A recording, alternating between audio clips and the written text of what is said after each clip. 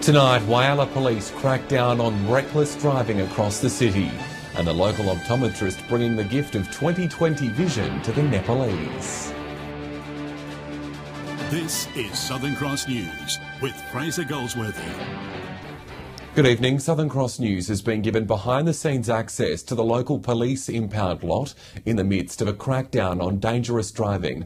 Officers say they have no tolerance for reckless behaviour on the roads and will impound cars as they see fit. It's an impressive collection of unimpressive driving. Around 20 cars are currently under the lock and key of police in Whyalla as they continue to crack down on drivers who risk the lives of themselves and others. Officers say bad driving attracts serious consequences.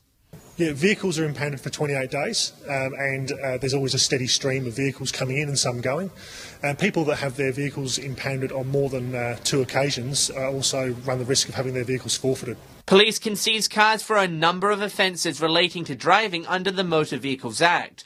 They've been kept busy in Whyalla over the last few months as drivers continue to recklessly flout the law. Impounding and clamping legislation is used a lot by us to improve road safety in the Erin Western local service area. Despite their best efforts, it seems the message still isn't getting through. On Wednesday, a man was arrested and had his car impounded after being caught 50 k's over the limit. A young man from Port Augusta was detected driving at 162 kilometres on Air Highway just north of Whyalla, and as a result he'll be facing court and will also have his vehicle impounded.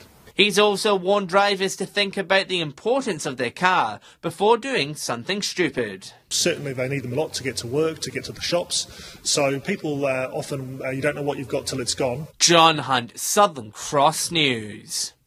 An Indigenous leader from Port Lincoln has been appointed South Australia's Commissioner for Aboriginal Engagement. Harry Miller, a well-respected figure on the EP, will serve as member of SA's Aboriginal Advisory Council, helping to give Indigenous people a voice. Helping Indigenous people have a voice has been Harry Miller's life work. In my lifetime, it's nothing more important than the recognition of Indigenous people. For over a decade, Harry has been a community leader in Port Lincoln, helping establish and deliver Indigenous engagement as the Chief Executive of Aboriginal Health Services. The principles that we work on here is quality improvement, engagement with our community, engagement with other stakeholders, the hospital, so the health industry in general across the state. 2 years ago, Harry won NAIDOC's SA Person of the Year, awarded for his contribution to the community, to local sport and the health sector. We're a small organisation that's just trying to keep our own identity, keep the principles of self-management, self-determination still going. Football has played a big role in Harry's life, a former premiership player, coach and president of Mallee Park. Harry has helped mentor some of Port Lincoln's biggest footy exports, including Lindsay Thomas, Sean Burgoyne and Graham Johncock. They'll always return home and put on the green and gold for however long that they choose. The government has recognised Harry's work, appointing him the new Commissioner for Aboriginal Engagement for the state, a role he's keen to play. We're the heartbeat of a lot of the policies and procedures are made and where the government departments are working from. Harry will advise the Minister on issues and barriers affecting Aboriginal communities, including those in his hometown. I've always loved Port Lincoln. Jason Kemp, Southern Cross News. An optometrist from Port Augusta is taking the trip of a lifetime, not for a holiday, but to volunteer his expertise in Nepal. He'll be part of the Eyes for Everest program, helping to treat preventable blindness for locals who live across Everest National Park. Local optometrist Mitch Hancock knows his upcoming trip to Nepal will be eye-opening in more ways than one. One of the big issues is early onset cataracts and particularly damage to the anterior eye from UV damage. Many in Nepal, especially children, suffer from snow blindness, leaving them unable to attend school. I was looking for some, just checking out a conference website as far as going away and doing some training, and down the bottom they had a little ad for volunteers needed for this trip. Mr Hancock will join other optometrists for 2 weeks, hiking across the region, conducting eye tests and giving out glasses along the way. We've been trying to keep fit, but it should be a lot of fun. There's about a dozen other optometrists from around Australia that are going. This year, the Eyes for Everest organisation hopes to raise $40,000 to start up its first local clinic in Kathmandu. To raise funds, Mr Hancock is hosting a screening of The Mountain Between Us next week. Getting a little bit nervous in some ways, but very excited as well. For details on how to donate, head to our Facebook page. Amelia Simpson, Southern Cross News. Still to come tonight, the council drafts plans to bring the Bennett Oval into the 21st century. Details next.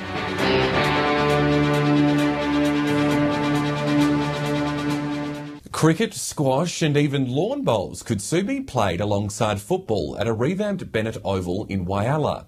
Council has released a draft master plan for the site, with the CEO keen to bring the old facility into the 21st century. After years of talk about what and where, Whyalla Sport finally has its future down on paper. Council has released a rough plan of an upgraded Bennett Oval, confident it'll kick a few goals for the town. They have to be multi-purpose and achieve lots of different things for the community.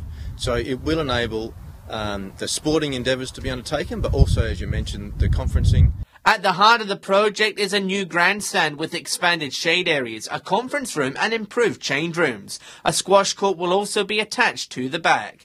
Bar and canteen facilities will be merged, and council says there will be plenty of room for football, cricket and even lawn bowls. It's been really positively received, and that's because council was very clear about having broad consultation with the potential users. Footy boss Jack Velthausen has welcomed the plans. He says sporting facilities in country areas are moving towards multi-use, and Whyalla must move with the times. I think those days are gone. We really do have to move into the 21st century.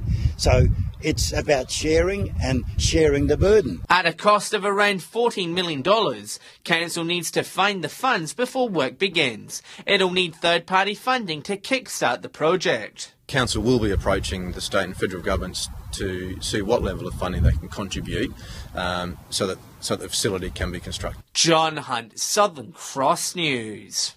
The Broken Hill branch of the New South Wales Trustee and Guardian is teaming up with the RSPCA for an information session of a different kind. They'll be taking residents through the importance of including pets in their wills to make sure they're looked after when their owners pass away. They're such an important part of the family, but are often the last thought when their owners die. Relatives are left to ask, what now for the furry friend? There's a lot of older people out there who their pet is their only friend, and they live for that pet. So tomorrow the RSPCA and the New South Wales Trustee and Guardian will be at the Broken Hill Musicians Club, helping people plan for their pet's future after their own ends. They'll explain new clauses that can be incorporated into wills, so pets are looked after that unfortunate time.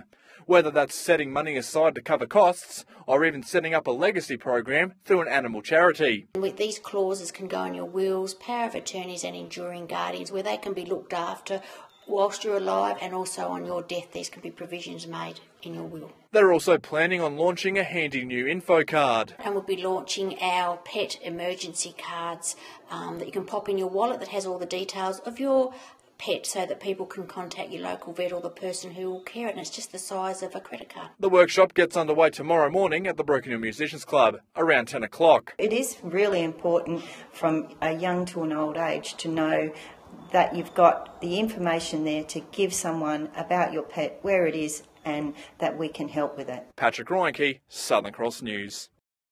Film director Matthew Holmes has treated residents in Port Lincoln to a movie premiere while he's scouting the town for his next production.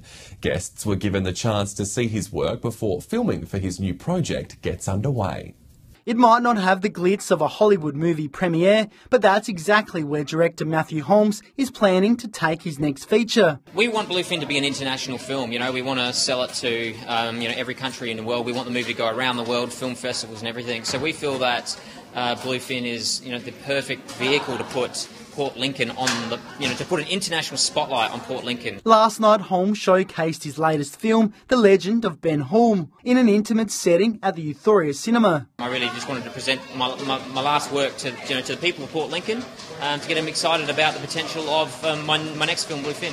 The true story recounts the life of an outlaw bushranger during the 1800s, a labour of love taking Holmes nearly a decade to complete. I've been working on The Legend of Ben Hall for nearly 10 years. Spent the last 2 or 3 years putting it all together.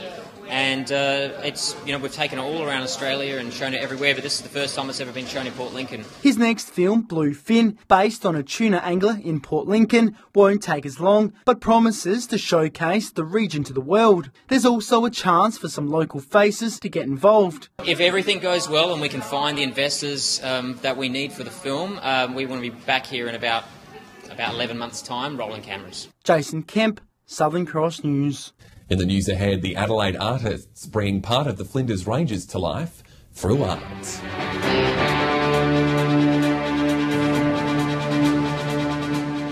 Morgan Street Public School in Broken Hill has capped off its 100th anniversary celebrations today with a historic costume dress-up. The primary school also held a special sports day, and our Patrick Reinke went along to take part in the fun. Hopscotch, skipping and tug of war.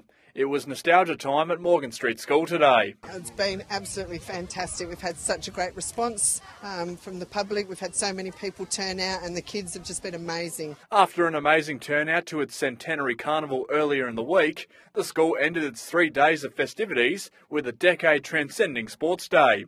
Kids put down the school books and dressed up in old-fashioned costumes. The boys sporting ties, hats and suspenders, the girls donning dresses and bonnets. Teachers even brandishing the infamous cane, but thankfully no student got a rack on the knuckles. We've sort of been in character this morning in the classrooms and trying to show, especially Year 6 students, what it might have been like in the classrooms. It was about learning and not fun and, very serious. The memorabilia hall proved a great hit with graduates, some even coming all the way back to Broken Hill for the celebration. It was quite crowded in there and it was great to hear lots of comments of people finding themselves when they went to school in some of the early photos. As for the next 100 years, Carol says she can't predict the future. Oh geez, I think, there's certainly a lot has changed in this 100 years, so I can only imagine what sort of changes will happen in the next 100 years. Patrick Reinke, Southern Cross News. A trio of Adelaide artists is giving Port Augusta residents a window into the Northern Flinders Ranges. The unique landscape 7 hours north of Port Augusta has been captured in a range of different visual styles and is being revealed to the public tonight.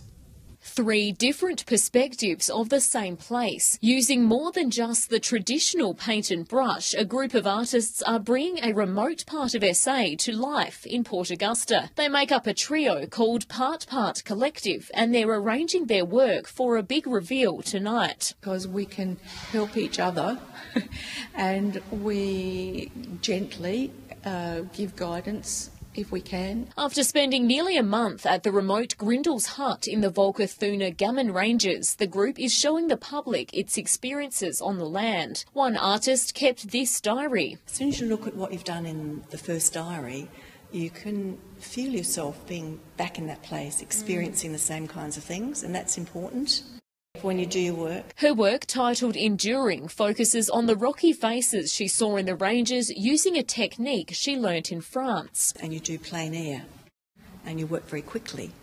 And so it was just such a wonderful experience. The work you see around me is the result of 3 weeks in the Volkathuna Gammon Ranges, and the artists say they were in awe of the landscape and they hope visitors to the gallery feel the same way. And just the sheer beauty of the place is just what I hope people get something of. The exhibition will be on display until mid-November. Amelia Simpson, Southern Cross News. Well, the cricket season across the region is in full swing. Time to see who our experts are tipping this week. G'day and welcome to round 2 of Port Augusta cricket. Firstly, I'd like to commence by saying congratulations to Josh Dunstan, who hit 300 runs in the B-grade competition. Mighty effort from the big fella. Well done, Josh. This week we see West Augusta take on South Augusta at Etzer. This should be a good match, but with Westies losing last week, I don't think they can beat South. As I said last week, South are they've been one of the best teams over the last 3 years, so I reckon South will take care of West. The other match we see Central Stirling take on Corn. Corn lost last week as well, and Central Stirling, by the looks of it, are playing pretty good cricket. So I'm going to back Central Stirling to beat Corn at Chinnery. So there are my 2 tips, Central Augusta and South Augusta. Hello and welcome to round 3 of Port Pirie cricket. This round starts on Saturday with Solly North taking on Southport at Port Oval. Both sides are winless and are really struggling to put runs on the board. Solly North found themselves at 6 for 2 last week and will be desperate to avoid a repeat of that poor performance. Southport will also be looking for their top order to dig in, with their openers contributing just 4 runs from 2 matches. I'm tipping Solly North. On Sunday at Port Oval, it's props up against Wandera. Both sides are 2 from 2 and have set the pace early in this season. Props had an easy win over Southport last week, while Wandera made hard work of a run chase against Solly North, losing 4 for 6 before passing the score. I'm tipping Wandera. Welcome back to all of cricket for another season of cricket. And our season kicks off this weekend with round 1 at Memorial Oval. Central Walla taking on North in a replay of last year's grand final. North Walla have had a big pre-season and they'll go into this game raging red-hot favourites, and they should have a win. Sunday's game sees South Walla taking on Rapina. Rapina have got a lot of good youngsters coming through. Expect them to do good things with the ball, and I think they'll just be a little bit too good for South on the day.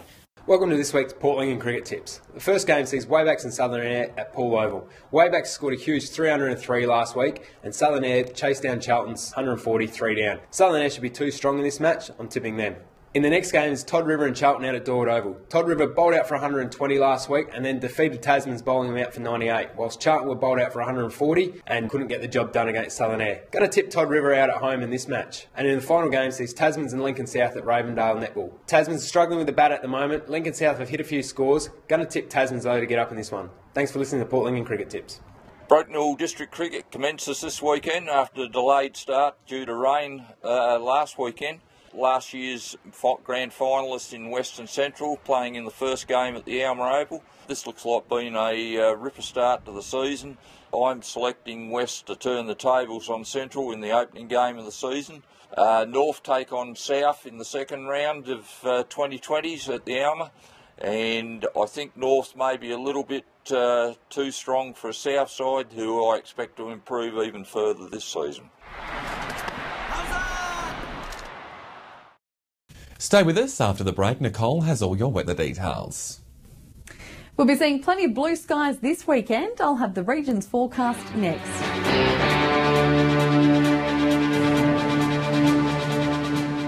Welcome back. Taking a look at the weather now. A mostly fine day to wrap up the working week. Pretty mild for Whyalla, reaching 22. Just a tad warmer in Broken Hill for 23. Even cooler in Port Lincoln for 18.